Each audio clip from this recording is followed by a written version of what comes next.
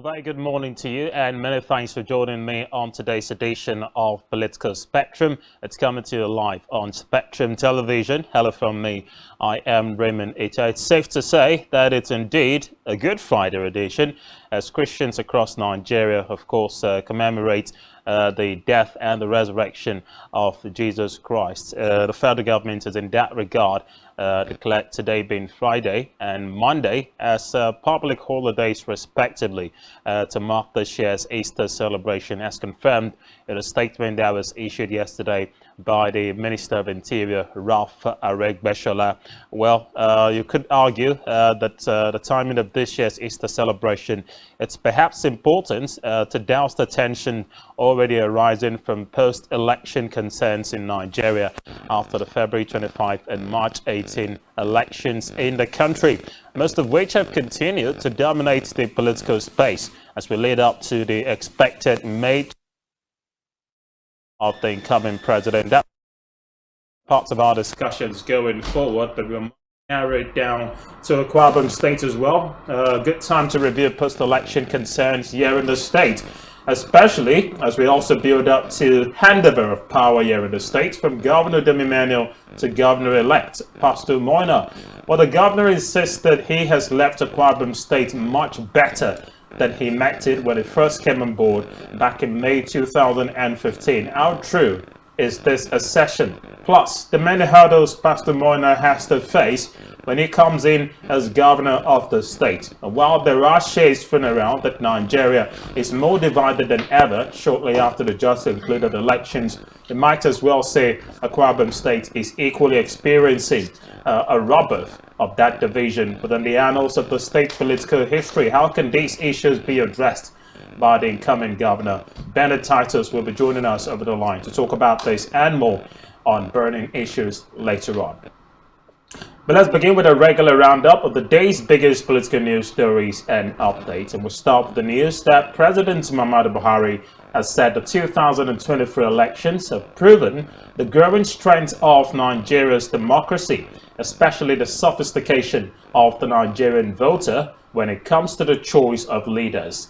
Well, speaking when he received the newly installed Emir of Dutse, Alhaji Muhammad Anim Nuhu, at the State House in Abuja yesterday, President Buhari said the stunning outcome of 10 governors failing to make it to the Senate meant that there is no longer a guaranteed route to power, and the voter is truly the king when it comes to elections. But the president also said it was a testament to the maturity of Nigeria's democracy and to the amazing sophistication, as he put it, of the Nigerian voter, affirming that what shocked him the most about the election was the fact that ordinary citizens, who are usually underrated, made a point of political understanding of the scheme of things. But the president promised to do his best for the state in the remaining time left and to also brief the incoming president on those requests, agreeing with visitors that the particular problem of water supply to the state, referring to Jigawa State, is actually worrisome. And he went further to tell the Emir and members of the Emirate Council who accompanied him that he and the entire nation will continue to meet his friend, the very late Emir Alhaji Nuhu Muhammad, and he has said he will continue to pray for the repose of the deceased. The after talks of the courtesy call on Mr. President by the new Emir of Jigawa. But let's move on. Meanwhile, President Buhari has told Nigerians to explore all legal options in ventilating their grievances over the outcome of the 2023 general elections. The president gave the advice in his Easter message to Nigerians yesterday. In a statement he personally signed, Buhari said this year's Easter is about renewed hope and a glorious future for Nigeria. He noted that as a nation, Nigeria has gone through an election that has produced the next set of leaders at the federal and state levels. The president, who commended Nigerians for believing in the process, congratulated those who were elected, acknowledging that it will of course be the right of those who feel dissatisfied with the outcome of the polls to seek redress, urging them to wait patiently and allow the legal system to run its course. Well, former President Olusegun Obasanjo has said the incoming administration of President-elect Bola Ahmed Tinubu must work to facilitate national healing and reconciliation. Obasanjo made the call while speaking at the public presentation of a book titled The Unending Quest for Reform, an intellectual memoir which was authored by Dr. Tunji Olaupa yesterday in Abuja. Well, he contended that there was divisiveness among Nigerians over the just concluded general election. Now, the developments apparently must have put the former president on the same page with the president-elect, who had said after being declared winner of this year's election that the period of politicking was over and that the time for national healing as well as reconciliation had become very necessary. Now, the former president also reiterated the need for public officers to think outside the box, to reform the public service, and to turn it to a capability-ready unit in a bid to rescue the nation from its challenges. Obasanjo, who said he was too old to keep quiet, also urged the incoming administration to take appropriate steps to heal the nation's wounds and assuage the fears of the citizens. But the former president also said he would continue to voice concerns about national issues for the benefit of the nation. Elsewhere, the apparent crisis rocking the Labour Party appears to have deepened as the National Vice Chairman South Lamidi Apapa took over the party affairs following a court order barring Julius Abure from parading himself as the National Chairman of the Labour Party forthwith. 7 members of the National Working Committee had announced Abure's suspension yesterday. But the acting chairman, Apapa, insisted that Abure and 3 suspended officers, including Omar Ibrahim, the National Secretary of the party, Oluchi Opara, the National Treasurer, and Clement Ojukwu, the National Organizing Secretary, must obey the court order, which restrains them before further action can be taken on the party's leadership. However, the respective party states chairman in a solidarity rally in Edo State had passed the vote of confidence on Abure and insisted on supporting his leadership to move the party forward. But Apapa, after an emergency meeting at the party's National Secretariat in Abuja, said the National Working Committee had acted on the judgment of the Abuja High Court, which restrained Abure from parading himself as the party's national chairman. 3 other officials restrained were replaced by the Saleh Lawal, acting National Secretary, Roland Daramola as acting National Treasurer, and Prince Reuben Favor as acting Organizing Secretary. Well, from crisis in the Labour Party, we go to crisis in the All Progressives Congress APC, who have announced the expulsion of a former governor of Enugu State, Sullivan Chime. Also expelled is the Director General of the Voice of Nigeria, Osita Okechukwu, a former Speaker of the Enugu State House of Assembly, Eugene Odo, and aide to the Minister of Foreign Affairs, Flavor Eze, as well as Joe Mamel and Maduka Arum. Similarly, the party suspended former Senate President, Senator Ken Nnamani, and the Minister of Foreign Affairs, Geoffrey Oyema. The disciplinary actions were announced yesterday by the Enugu State Secretary of the party, Robert Ngu. Well, he presented the reports of a disciplinary committee, which he said was ratified by an enlarged state executive committee meeting. Well, they expelled and suspended the party members who were accused of anti-party activities and were also alleged to have supported candidates of other political parties during the 2023 elections. Well, the state chairman of the party, Chief Ugochukwu Agbala, said the disciplinary actions taken so far would clearly signal an end to the crisis in the party in the state. Would it? Well, the jury is still out on that. Let's cross over to the legislature, where as the race for the principal offices of the incoming 10th National Assembly gathers momentum, the National Vice Chairman Northwest of the All Progressives Congress APC, Malam Saliu More Lukman, yesterday alleged that some aspirants contesting for various positions have started bribing party leaders with bags of rice and sugar. Well, accordingly, he implored members of the party's National Working Committee to impose an ethical code of conduct that would automatically disqualify any federal lawmaker who attempts to bribe his way into becoming the next Senate President or the Speaker of the House of Representatives. Well, All of this is coming amid reports that ranking members of the National Assembly who are vying for principal offices have turned the APC National Secretariat to a warehouse where several trucks have been in the last 1 week offloading bags of rice and sugar for party leaders and also members of the National Working Committee. In a press conference in Abuja yesterday, well, Lukman, who himself is a National Working Committee member, warned that such unsolicited gesture is unethical and will no longer be tolerated in any progressive party like the APC. Well, he noted that it was disrespectful to think that the current National Working Committee can be bribed, with the former Director General of the Progressive Governors Forum noting that the party is yet to zone any of the principal offices to any region, even though there are ongoing discussions on the issue among relevant decision makers in the party. Well, he also reaffirmed that the APC leadership has in the few days watched some senators and House of Representative members lobbied colleagues and stakeholders of the party with impunity and said it would take a decision in that regard.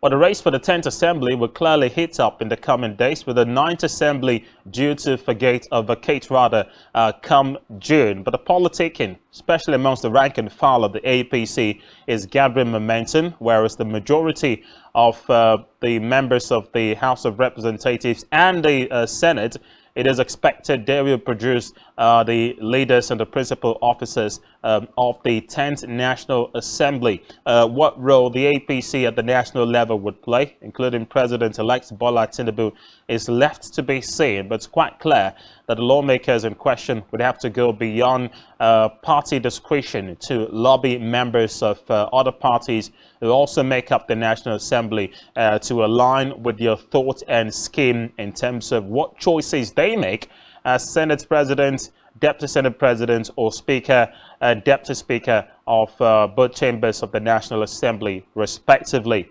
But let's hold a pause on the national issues there and come back home, where Governor Dom Emmanuel of Akwa Ibom State has said he met the state in some states and has left it far better than when he met it. The indices to review the progress made under his administration, which totally amounts to a scorecard of the Dom Emmanuel administration in Akwa Ibom State, will form the basis of our discussion when we come back. Plus, the many hurdles Pastor Moino has to scale through in the first years of his administration as incoming governor. We'll talk about this and more when we come back. Stay with us, Political Spectrum. We'll be right back.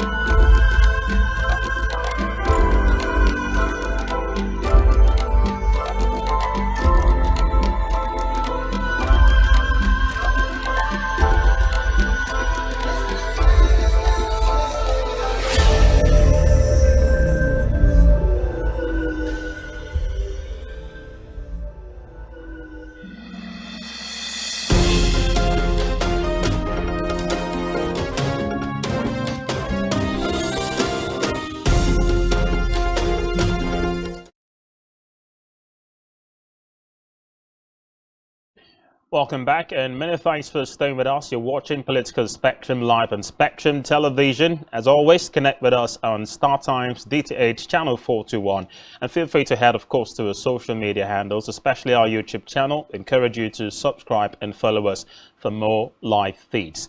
Well, let's delve straight to the day's big story. Just as we've been monitoring political developments across the country, we have to touch down home, where the administration of Governor Dom Emmanuel is gradually winding down. Barely less than 7 weeks to go before Governor Emmanuel would transfer power to Governor-elect Pastor Moina of the ruling People's Democratic Party here in the state. And the governor has stirred up the hornet's nest in the state by saying that he has scored his administration very high on performance throughout the course of his administration in the state, by insisting that he has driven his policies in line with the industrialization drive and mantra that he came with back in 2015. Well, he said the industrialization drive was hinged on a desire to change the narrative in Akwa Ibom State before he came on board, which was a predominantly civil service state to an industrial hub. Well, he has rated his administration something close to 85 to 90% in terms of performance, and also noted that he has done well in virtually all the sectors, maintaining that he has attracted industries to the state in spite of the harsh foreign direct investment climate. So the governor's final position is that he is leaving Akwa Ibom State much better than he met it. How true is this assertion? Joining us to talk about this, political affairs analyst Bernard Titus joins me live and over the line from the state capital, Uyo. Good morning, Bernard. Welcome to Political Spectrum.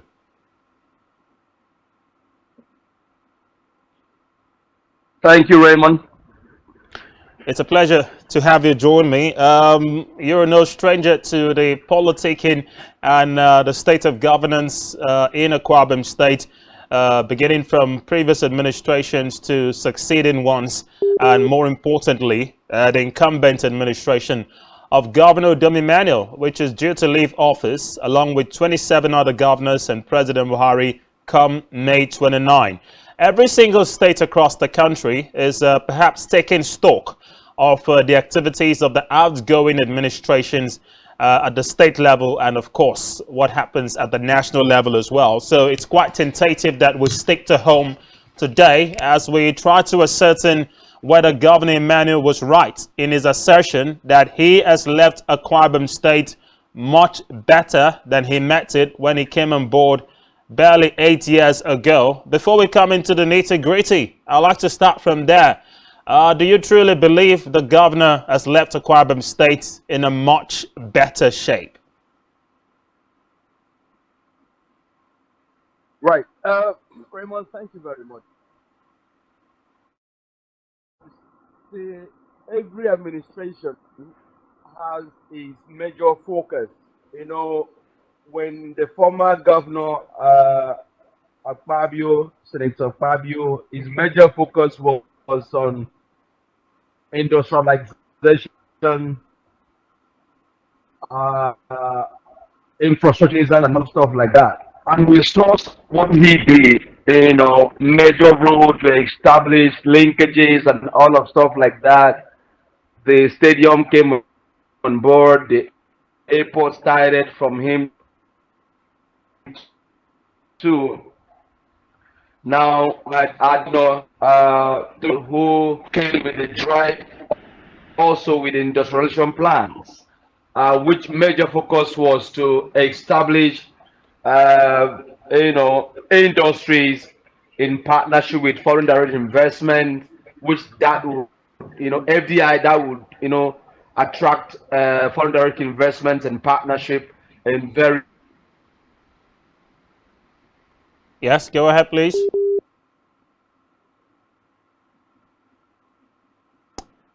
Are you there? All right. Yes, Mr. Bennett, go ahead. Are you there? Can you hear me? Yeah, we can get you Yes. clearly. Go So ahead. I was, yeah. So he has done well security wise.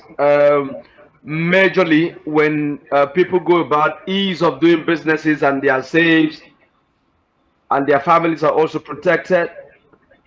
That, to me, that's an hallmark that in terms of security wise, the governor has really done amazingly well.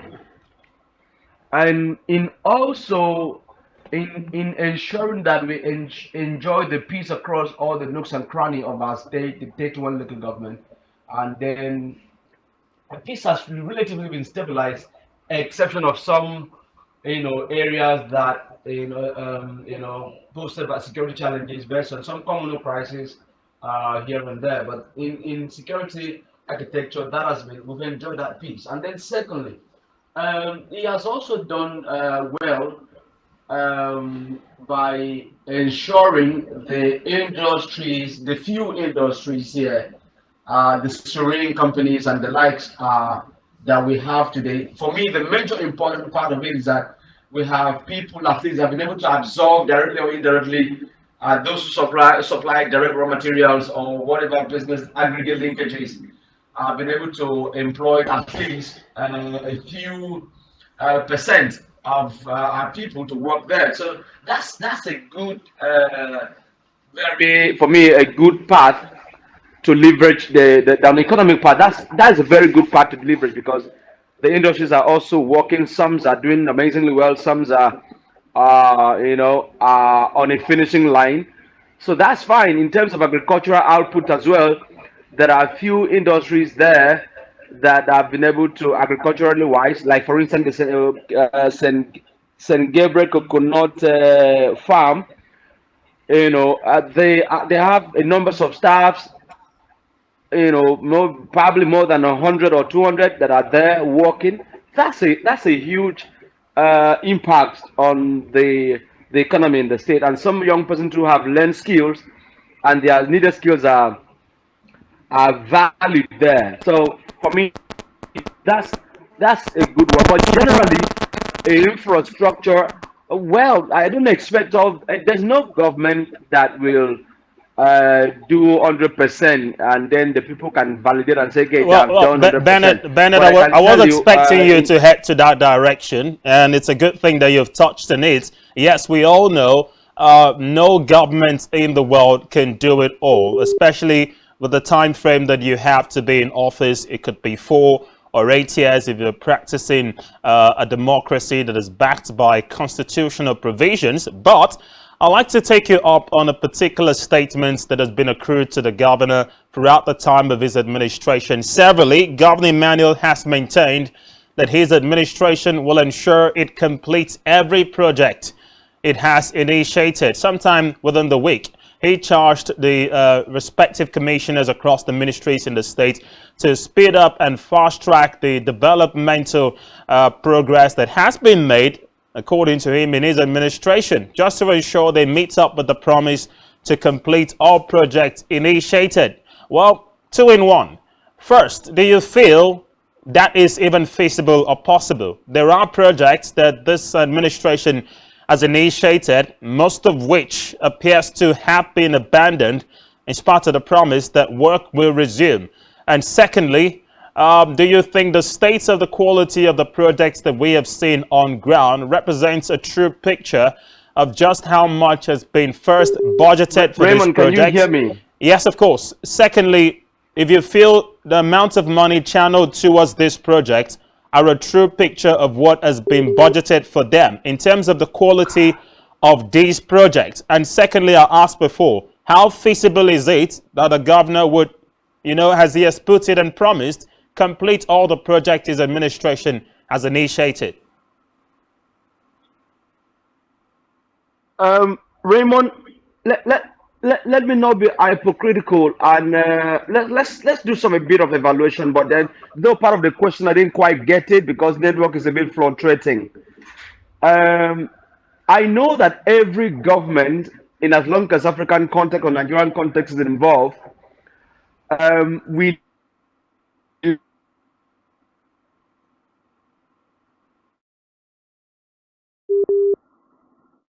All right, looks like we just lost touch to Bernard. We'll do well to bring it back up again, just so he makes up a point or wraps up on the point he was making. The question we're asking is how far has Governor Emmanuel left the Akwa Ibom State? Has he left it in a better shape than he met it?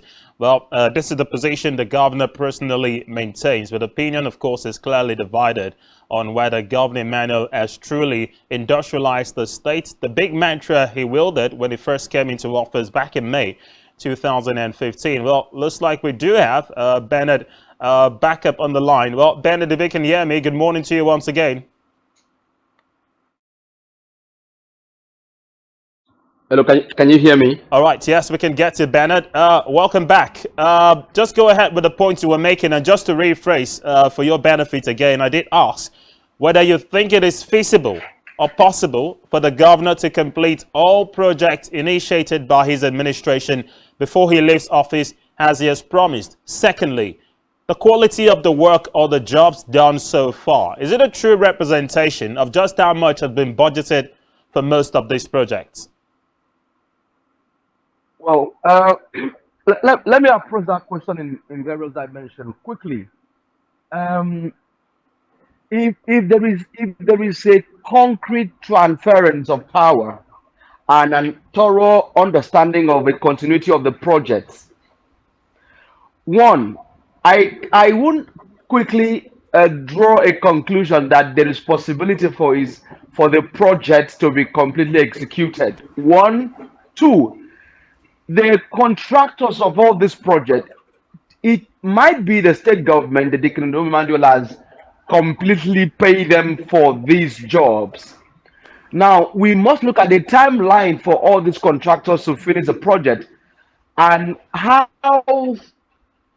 the technological wise, how possible that these contractors will bring this project to a finish line. That is a different ball game entirely. Thirdly, it is also very possible that all the project as initiated is likely going to be accomplished. Like I said, all boiled down to those who are handling this specific project and a time lag for it. Well, Bernard, who should take responsibility for the failure to complete this project? Yes, you've said it's the contractors who are handling the jobs, but someone contracted these jobs to the contractors, and that's the state government. So Who should take responsibility for failure to complete a particular project that may have been initiated several years ago? I think Raymond, in my opinion, if I want to be fair, should be, will the next government coming in should concentrate majorly in ensuring that those projects that were abandoned, for instance, are properly followed and the contractors are Television, don't forget, can always is expected to hand over to Governor-elect Pastor Moina. How well does the governor fulfill his promise to industrialize the state? He's rated himself something close to 85 to 90%. Is this pure academics, or is the reality on ground a true reflection of the governor wielding his industrialization mantra to develop the state and also improve the lot and the welfare of the people? We've been talking to Bernard Titus, political affairs analyst, who's talking to us from the state capital, Uyo. We do have Bernard back. Bernard, before I go over to the next point, quickly wrap it up on that point you were making. okay. So like I was saying, it's very easy for the next government to continue from those projects, but the possibility of the contractors and those handling those projects bringing them to a finish line is will pose a major concern, because the time frame for the handing over is not really as big as it ought to be. But where I'm a bit concerned is, will the next administration focus on completion agenda, or they are going to be a total turnaround or re-establishing new projects and leaving the old one that a lot of billions and millions of naira sunk in? Bernard, you and I know there is nothing wrong. There is nothing wrong, Bernard, in advancing for a course where you say continuity in government should be the order of the day, where the succeeding administration continues on what the previous ones do. But we cannot sweep under the carpet the fact that every incumbent administration initiates projects with time frames and timelines for the execution. So a case where you do not give us satisfactory reasons as to why some of these projects were not completed, and then you try to premise that on continuity of the next government, will not sit well with so many persons. So we need answers to the questions. If the state has been industrialized, just how many of these industries have we seen in real time, and how impactful has it been on the economy and the people of Akwa Ibom State? Well, Raymond, like you rightly stated, the industrialization agenda was a major focus of the Dikinodome manual, which that has been brought to bear. Now, the another critical question, like you rightly stated, is the viability of these industries to the country, to the state, and of course the country at large. That is one. Thirdly, another critical point we have to look at it is, are these firms employable? Employing our citizens, and what is their change of production value, right? So to my best of knowledge, though I haven't seen any or a recent publication of their revenue base, that I haven't seen, I don't know. But one thing I do know, I am certain, which I have some friends who works in these establishments, and to me the most critical part of it all is ability for government to establish whatever firms or companies or industries that add value to its citizens, where Akwa Ibomites are being employed and they are working some services, one or two components in the company, leveraging on that company to build XMEs. And I think for me, those are areas that I'm more concerned. But I think also, like you rightly stated, those companies are doing well and people are actually working. They have added to our GDP growth, which has been, we've seen it, that it has reflected in our GDP growth to a reasonable percent. Well, does it translate to development of the people if these indices do not reflect? on the people?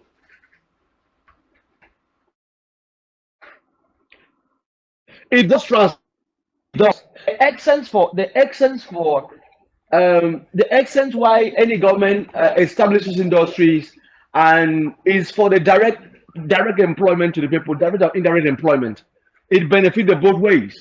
Why the direct employment is for the citizens of Akwa Ibom who don't have jobs, get employed in those establishments. The indirect employments are those who supplying multiple raw materials.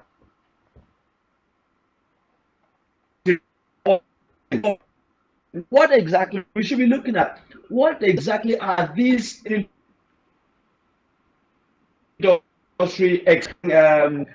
goods are consumption by this by absolutely correct?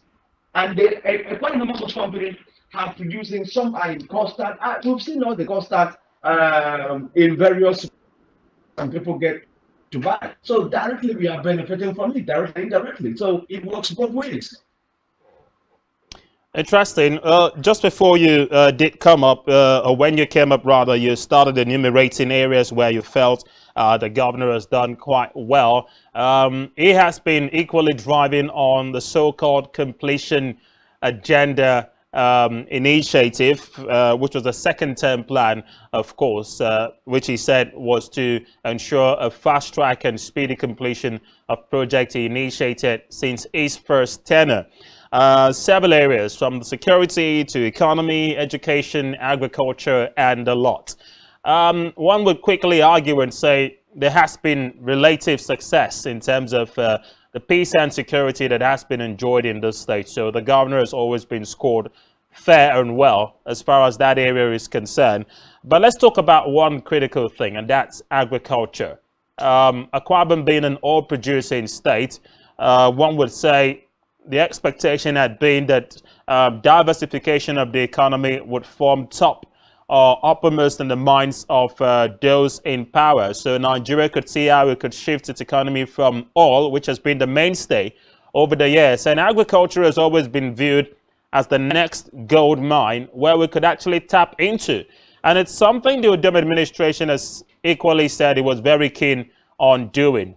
Do you feel that there's been progress made in the agricultural sector, or it's just been lip service all the while?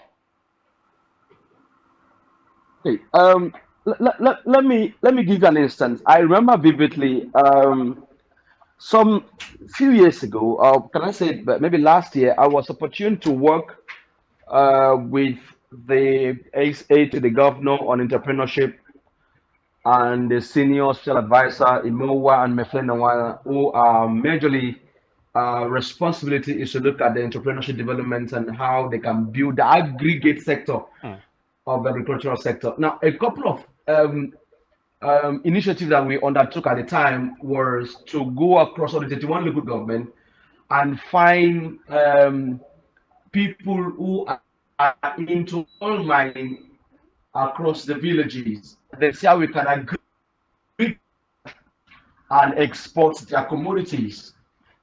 That were the process that we undertook at the time. And then I remember vividly that report was submitted to the governor. But what I don't know was when I left, how has it been executed? Now, I quite agree with you that the agricultural sector is a major component that every government or a state, when I mean the state, at a national scale, and should give a priority and focus on, because if it is totally harnessed, build the agricultural sector, diversify it, let's go to a multiple scale of farming, and then where we can have more goods to export and more goods to at the domestic levels. So those are the areas that every government must put a lot of energy on. But if I must call this excellency of the agricultural sector, well, I will give him from scale 1 to 10, and I will score him 8. 8 in the sense that the St. Gabriel Coconut Farm is a part of agricultural build-up, and which if you go to that path, you will see a lot of development regarding a lot of plants and machines that has been brought into that particular Well, angles that would Bernard, generate. Bernard, a lot of these projects have been on virtually since the advent of this administration. You've made reference to it already, but I'll also draw your attention to responses from the public in terms of whether they have seen in real time the impact that most of these places you've mentioned have had on the state. I'm going to lay emphasis on this because you've just talked about the coconut refinery. It's a question. So how much does coconut, for instance, cost in Akwa Ibom State? And just how well have we seen these products flood the market, at least here in the state? Let's forget about exporting these products to other states or other countries, as has been the original plan. But here in the state, have we really seen most of the agricultural produce flooding our local markets? That's the first question. All right. So, in response to that question, let me give a deep sense to what you just asked. Basically, when you are involving, when any, for instance, Taiwan, Indonesians, and other continent, those are their major produce. What do they do with it? They have machines who produce this coconut, get the shield, get it shielded out properly, and some use them to produce oil, produce various stuff like that. Now the question now is, you know for certain that that is a long-term project. It's not a short-term goal. A lot of people must be educated on this matter properly because it's not a short-term goal. Because, for instance, coconut seed, so it's not an immediate plan, it's a long-term project. So we don't expect the 10, 15 years or 10, 15 years from now. So it's a long term, some sort of benefit, an instant benefit. It doesn't work that way because it's a long-term project on that sector.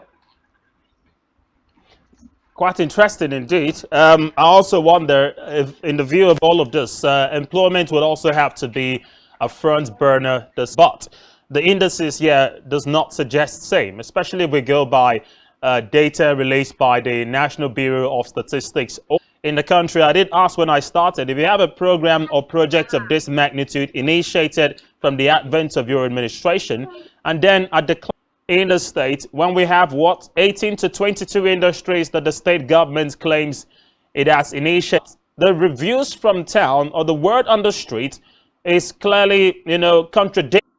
Raymond, I quite agree with you that these 21 industries, like I said, I don't know if anybody want to argue about it, but the MBS data that was about regarding our state of employment at the moment, but at the moment, that data should definitely drop in a sense that what they have started direct employment. So that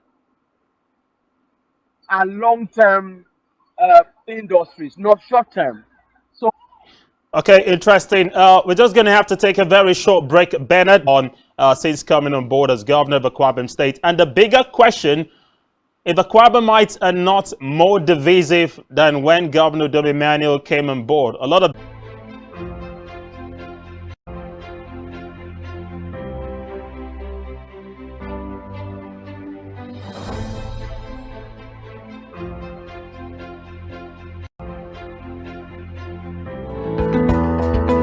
advantage if your product and services are pitched on a platform that gives you the added advantage over your competitors. For your desired return on investment and so much more, advertise on Spectrum Television, on StarTimes DTH Channel 421 and on free-to-air with a frequency of 12733. Spectrum Television, broadening your horizon.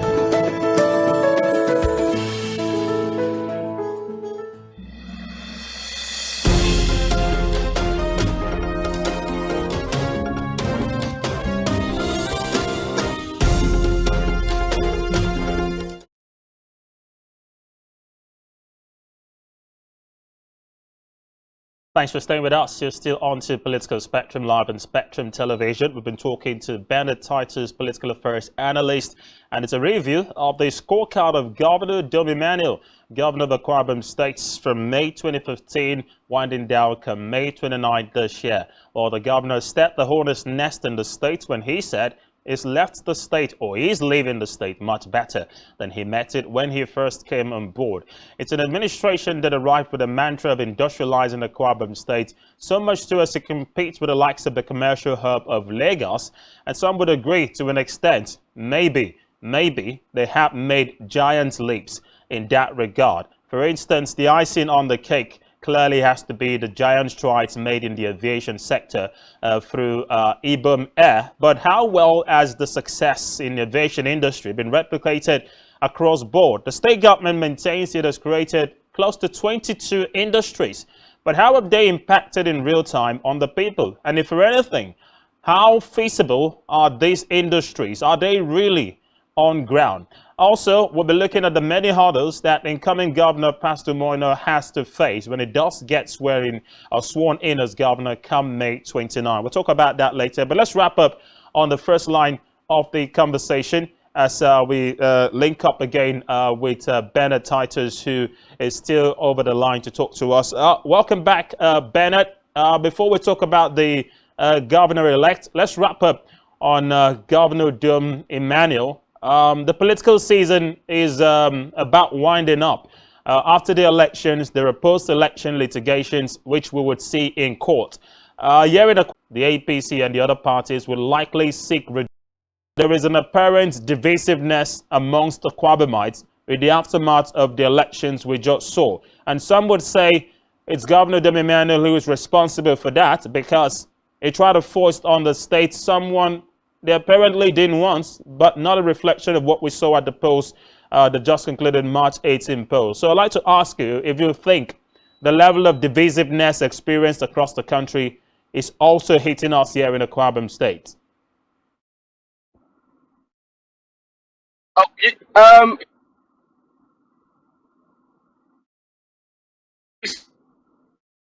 See, the Free State had their peculiar issues. A lot of it, especially at the presidential election and all of that. Even at the governorship elections too, we saw what happened in other states. But in Akwa Ibom State, the election happened as well. But I can tell you, of the issue of the general feeling or perspective of the people, the election that happened here in Akwa Ibom State, in the governorship election per se, it was generally Akwa Ibom will. Like I will say very clearly. If you check, Umoino was one of the most talked about person in the social media, the most criticized person in social media, and I can tell you, it was just about an issue-based campaign. Like I would tell anybody, I wasn't at every polling unit to decipher what happened, but in my own polling unit, the elections were just as clear. It was peaceful, it was massive voting, and then even my polling unit, some person brought food together and a lot of people eat all together, and then we saw the result. It was counted, and it won in my polling unit. So I don't know in another polling unit if there was some sort of an inducement. Voters definitely will experience an inducement, but in my polling unit, such didn't happen. And on the general scale, on the general perspective, Umoino won that election because the Akwa Ibom voted for him ultimately. So it's nothing that anybody will say about it because he won the election with a huge margin. So you're not foreseeing any kind of division amongst the Akwa Ibomites. Some of the rhetorics I'm sure you are well aware of during the course of campaigning. It seemed to be like the state was largely divided on several grounds because some supporters of the YPP were perhaps not happy with the perceived persecution of their candidate, Senator Obambasi Alberts, and the travails he had to go through before the elections, of which he came second. So at some point, there were expectations that votes would be likely divided. And if for anything, even after the formal announcement of Pastor Moino as governor-elect, we didn't see a reverberating celebration echoed around the state, which makes it seem like there were some persons who were quite disconnected from his emergence as governor-elect. How do you think he's going to go around solving and pitching these different tents together? At the national level, everyone is talking about healing and national unity. We have to have this discussion here in the States as well, because whether we like it or not, it appears the people are politically divided.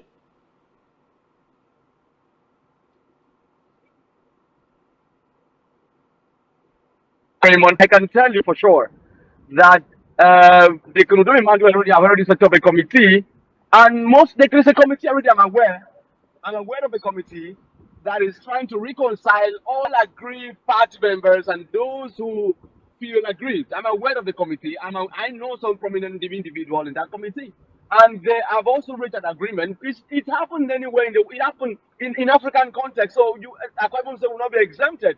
And I quite also agree with you when the whole case of Senator Bassey Albert came up. Well, I don't know on what ground was that issue spring up again after so many years. So I am not in the government, so I don't know on what perspective did the government, use that as a justice or whatever case it was. I wouldn't want to comment on anything. I have no relative knowledge of what happened. But then my concern is that the elections and all of them did their best, and prominent individuals, all of them, who contested the election in the State for the office of the governorship, they did amazingly well. So, and it's left for us as supporters of various, political parties to also come together and say, okay, fine, the election has been won. So what next? Should we join hands with the present government or whoever has won the election to build the state? That is more important than the divisiveness, as like you rightly said. So we should be concentrating on building the state economically, security-wise, agriculturally, and attract foreign direct investment. So that's basically what we should be talking about. We should tax the government to know: will you create an enabling environment for young people to strive, where they are skilled in tech, in blockchain, and where their skill will be totally enhanced. So these are issues which will be challenging the government. That okay, fine, we wanted to bring this expert to bear where young people can leverage and then work and earn some business support in ground, angel seed fundings and all of that stuff. So these are things we should be expecting. Well, we equally had promises of this nature from the Udum administration, courtesy of this Dakada initiative. Well, the incoming administration of Pastor Moino is also premising a bulk of what it hopes to achieve on its so-called Arise agenda. It's more or less a continuity. That's right. A continuity of what the outgoing administration has been doing over time. But if you have opinion divided on whether or not Governor Emmanuel's administration was a success, what's the hope in there that the incoming administration, which is likely going to thrive on continuity of the previous one, or the outgoing one, as it were, who's to say that there is a good chance that he would live up to expectations, and we're not just going to have mere promises, but see in real time all of these promises actualized? You see, the both of them luckily came from private sector individuals. One is a banking sector, and then the second one is an entrepreneur who has built multiple businesses, across various sectors.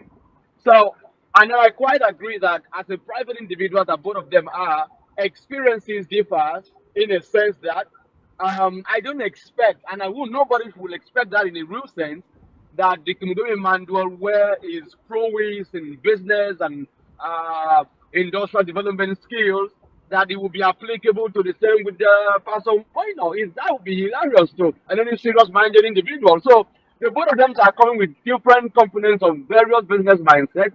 So, and then we will definitely see who has or who is willing to implement which. So, in my opinion, I strongly believe that that there's going to be a continuous process. Pastor Moino will definitely bridge, or will definitely build on the existing promises and lay down foundation that the governor has done. The governor has done amazingly well in various areas, and we have quietly acknowledged that. So, and I quite agree and know that definitely that it will build further on what what Deacon Gabriel Emmanuel has done. So that is a continuous process. That's what the continuity process should mean. So, in my view and opinion,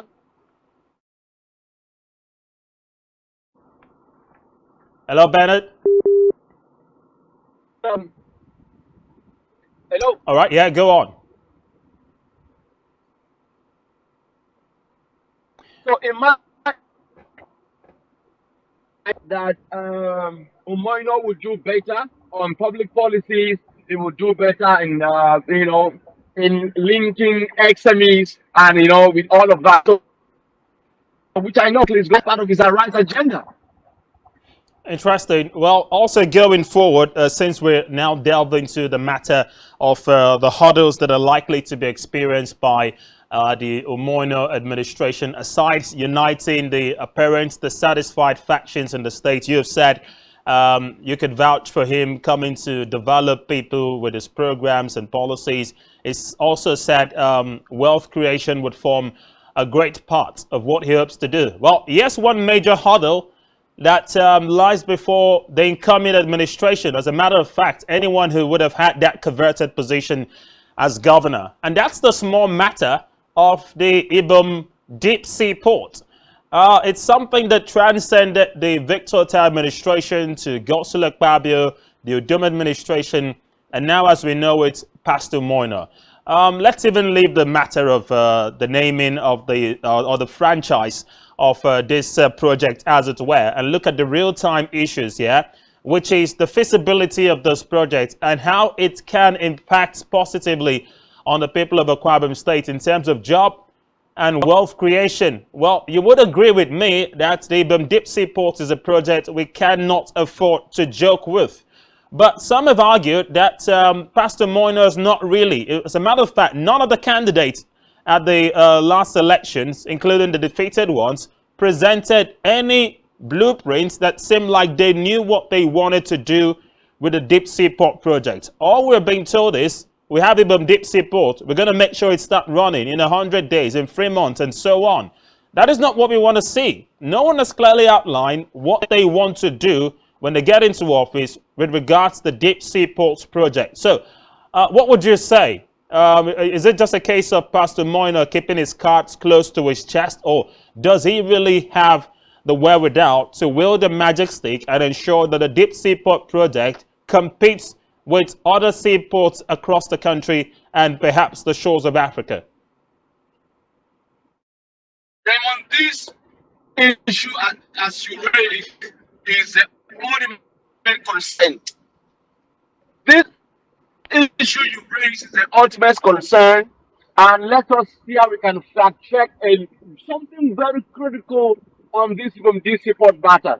Raymond, any reasonable Aquabomite in his real state of mind will definitely glamour and praise that the this report come to a fruition, come to a confliction.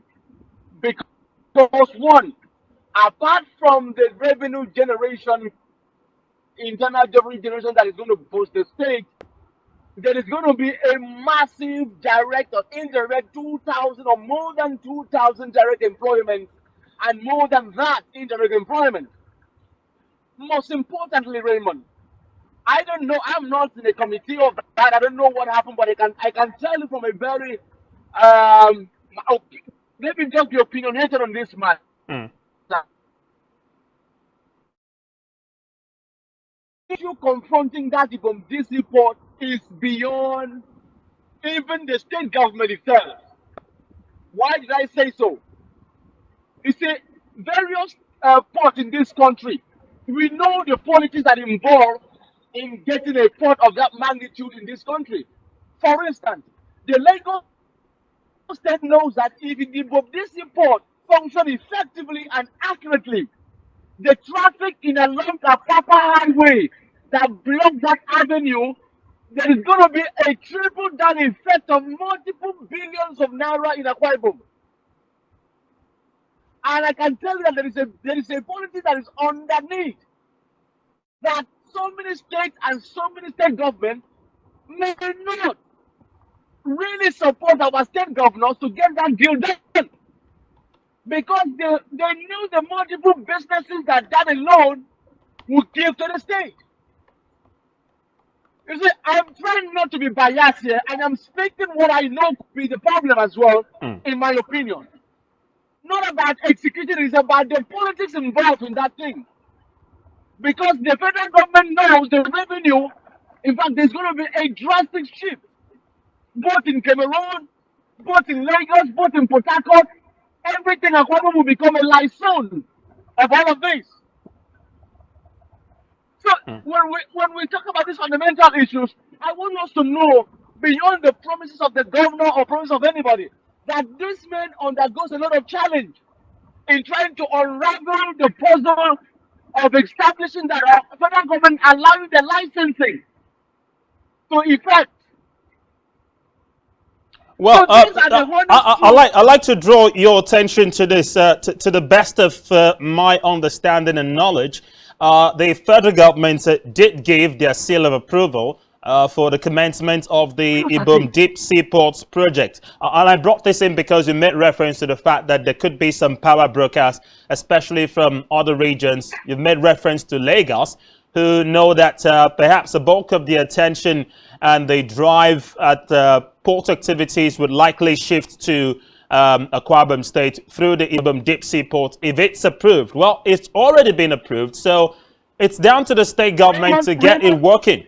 So at this stage, we cannot keep laying facts to the fact that there are other players in the industry who are trying to, you know, prevent the project from kickstarting here, because we're just going to stand in their way.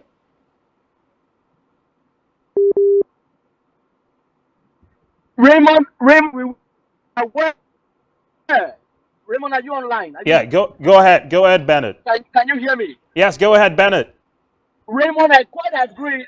I have a full knowledge that the federal government has given us approval for that DC port. And a certain amount of, a certain billion was also released to facilitate that project. Now the question is, has there been any procurement done both by the state in that regard too? Since the approval, what has the federal government done in regarding the establishment of that? See, there are a lot of internal politics that is highly very profiling. Let me give you an instance, Raymond. I am from the local government. There is an approval sometime last year that the federal government gave the Nkari Dam project. I don't came across it. There is a dam project in my local government that the federal government gave an approval since last year. Now, I am from that community. Ask me, has there been anything else done since the approval? Absolutely nothing. So we are talking about a project that is a multi-million dimension, both in the country and in the entire. It would triple down to part of the African continent. So we need a strong governmental will to effect that plan, to effect that project. That's what I'm saying. I'm not talking about the approval that the government has given on the paper, on the radio, on the publication. I am talking about the real political will of getting the people of Akwa Ibom State committed and the governor committed on establishing it. That is the problem. So do you feel Governor-elect Pastor Moino has the will to push this through? Every government do have a will, but they lack implementation. And I believe, and I'm praying in my heart sincerely, and I just hope that maybe top of his head or top allies of his are listening. But if this municipal can be the hallmark of his achievement, forget about every other thing. because you are going to drive multiple businesses down here. There will be doing direct businesses that's going to be establishing within that environment. If that is done, that's all we need. And I pray and I pray again that it takes absolute responsibility of ensuring that this project is finally executed or start. Well, we trust and believe that is the hope of Mr. Kwabamite as well. But we pause the conversation right here, Bernard. Thank you so much, Bernard Titus, for joining us on Political Spectrum today. We hope to beckon on you when next we have a need for your analysis. Thank you so much for joining us today. Thank you so much, Raymond. Thank you very much. Good to be here. All right, thank you very much as well. Bernard Titus, political and public affairs analyst, talking to us first off about the scorecard of Governor Dom Emmanuel, Governor of Akwa Ibom State, who had said is leaving the state much better than he met it. We've been trying to ascertain just how true these assertions were, especially reviewing his industrialization mantra and whether it has impacted positively on the people of Akwa Ibom State. Well, the changeover of baton is still expected in just under 2 months, and we're already talking about the possible hurdles that incoming Governor Pastor Mono is likely to face, but not bigger than sealing the rifts between divisive factions in the state as a fallout from the just concluded March 18 governorship election. Concerns also experienced at the national level, and Mr. President, in his Easter message early today, reiterated a statement is made over time. Head to court, seek redress, and allow the justice system to do its work if you're not satisfied with the outcome of the polls. But others posit that Nigeria is sitting on a time bomb in a week that has been characterized by reports about plots to install an interim government and truncate the democratic process. Opinion remains largely divided, but not here on Political Spectrum. We'll be back again on Monday. Keep a date with us when next we come your way. Well, thank you so much for joining me. Blood on the Cam is up next with Business 360. Enjoy the rest of your day. From me, Raymond Ita, and the rest of the crew, thanks for watching and have a happy Easter celebrations. Bye for now.